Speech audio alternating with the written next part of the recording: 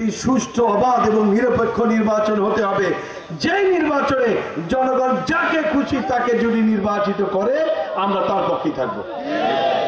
এখানে জোরাজোরির কিছু নাই, কিন্তু তারা নির্বাচনে জয়ী হওয়ার আগেই তারা এমন ভাবে তাদের ভাবভঙ্গি করছে যেন তারা দেশের মালিকই বনে গেছেন।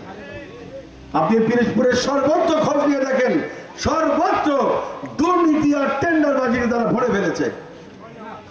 ভালো আচরণ তারা ঠিক মতো করছে না। সম্মানিত ভাইরা, আমরা বাংলাদেশকে এই জায়গা থেকে উদ্ধার করতে চাই। আমরা বাংলাদেশে একটি পরিবর্তন চাই, একটা গুণগত পরিবর্তন। যে বাংলাদেশে আমাদের বাংলাদেশের সিনিয়র সিটিজেন যাদেরকে বলে 60 আপ, 60 বছরের ঊর্ধ্ব যারা, তাদেরকে সিনিয়র সিটিজেন বলে। এই সিনিয়র সিটিজেনরা বাংলাদেশের যে প্রান্তে যাবে তাদেরকে সম্মান জানানো হবে। আমরা এমন বাংলাদেশ চাই যে বাংলাদেশে আমি বা আপনি সরকারি যে কোনো অফিসে যাব না কেন সেই অফিসার আমাকে সার্ভিস দিতে বাধ্য থাকবে।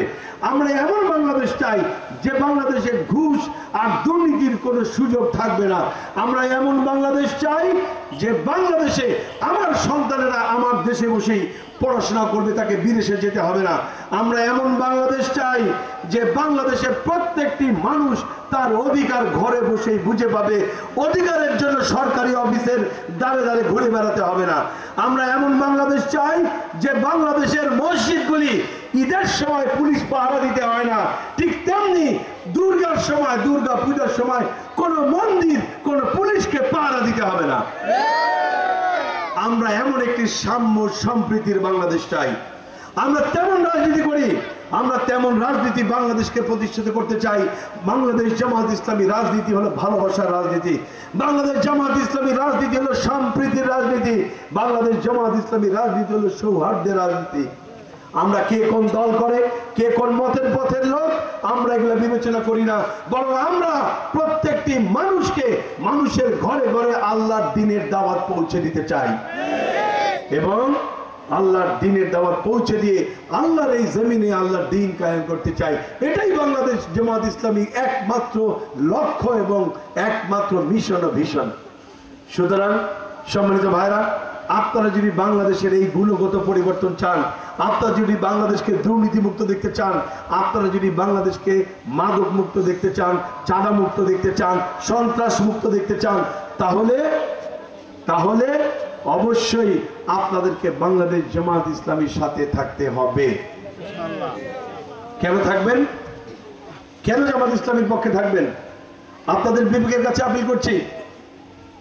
বাংলাদেশ জামাত ইসলামীর 2 জন মন্ত্রী ছিল, বাংলাদেশ জামাত ইসলামীর 21 জন এমপি ছিল, বাংলাদেশ জামাত ইসলামীর 37 জন উপজেলা চেয়ারম্যান ছিল, বাংলাদেশ জামাত ইসলামীর 122 জন পুরুষ ভাইস চেয়ারম্যান ছিল, বাংলাদেশ জামাত ইসলামীর 137 জন মহিলা ভাইস চেয়ারম্যান ছিল।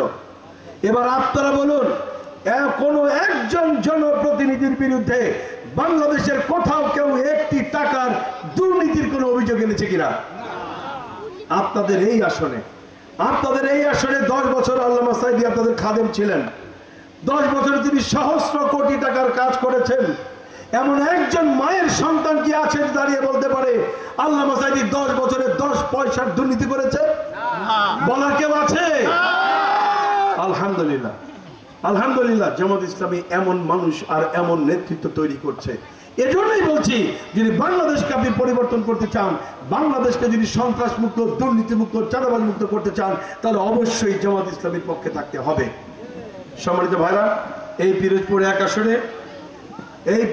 এক আসরে আমার শহীদ পিতা আল্লামা সাঈদীর অনেক স্বপ্ন ছিল। অনেক স্বপ্ন নিয়ে তিনি পিরোজপুরকে সাজানোর চেষ্টা করছিলেন এবং তিনি কাজও শুরু করেছিলেন, কিন্তু ওই পাপিষ্টরা তাদের আল্লামা সাঈদীর এই কাজকে পছন্দ হয় নাই। এজন্য